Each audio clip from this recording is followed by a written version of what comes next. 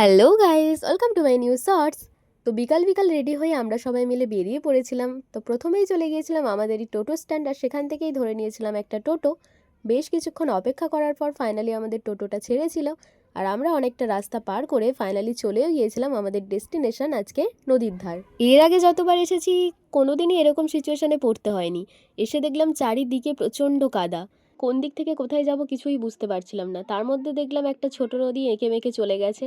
So যাই হোক, তারপরে আমরা কাদার রাজ্য অনেকটা কষ্ট করে পার করেছিলাম। তো কাল ছিল সম্ভবত ভরা কটাল, তাই চারিদিকে প্রচণ্ড পরিমাণে জল উঠে গেছে, তাই চারিদিকটা প্রচুর পরিমাণে কাদাতে ভর্তি হয়েছিল। আর এখানে আমাদের সবার পা প্রচণ্ড কাদায় ভর্তি হয়ে গিয়েছিল, তাই আমরা সবাই মিলে চলে গিয়েছিলাম একটু পা ধুতে। তারপরে আমরা একটু ভালো প্লেস পেয়েছিলাম, সেখানে দাঁড়িয়ে আমরা বেশ কিছুক্ষণ ফটো তুলেছিলাম আর রিলসও করে নিয়েছিলাম। বেশ কিছুক্ষণ পরেই নদীর ধারে সন্ধ্যাটা ঝুপ করে নামলো। গোধূলির আলোতে চারিদিকের অ্যাম্বিয়েন্সটা দারুণ লাগছিল।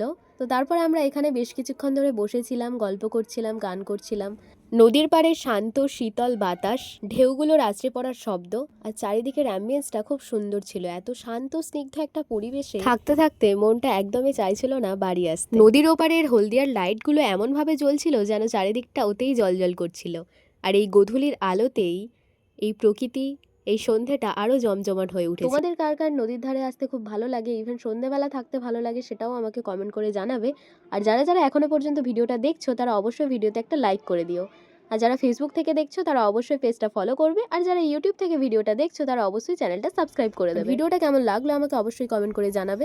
তারপর আমরা ঠাকুরকে প্রণাম জানিয়ে চলে আসছিলাম বাড়ির পথে, আর বাড়ির পথে আসার সময় ঢুকে গিয়েছিলাম একটা রেস্টুরেন্টে, আর সেখান থেকেই আমরা সবাই মিলে মেনু কার্ড দেখে নিয়েছিলাম। তারপরে আমরা অর্ডার করে দিয়েছিলাম চাউমিন। তো তারপর আমরা এখানে সবাই মিলে একটু বসে বসে গল্প করছিলাম, আর সাথে চাউমিনটাও খেয়ে নিয়েছিলাম। হঠাৎ করেই দেখলাম দুজন এখানে আবির্ভাব হয়েছে, আমার মহান দুইজন বন্ধু। তো যাই হোক, ওরাও এখানে বসে বসে চাউমিনই অর্ডার করেছিল আর সেটা খাচ্ছিল, তাই আমিও ওদের সাথে একটু গল্প করতে গিয়েছিলাম। তো চলো আমরা এখন খেয়ে নিয়ে বাড়িতে যাই, আর তোমরা আরও শর্টসের জন্য সাবস্ক্রাইব করে দিও। বাই বাই, খুব তাড়াতাড়ি দেখা হচ্ছে নেক্সট একটা শর্টসে। টাটা।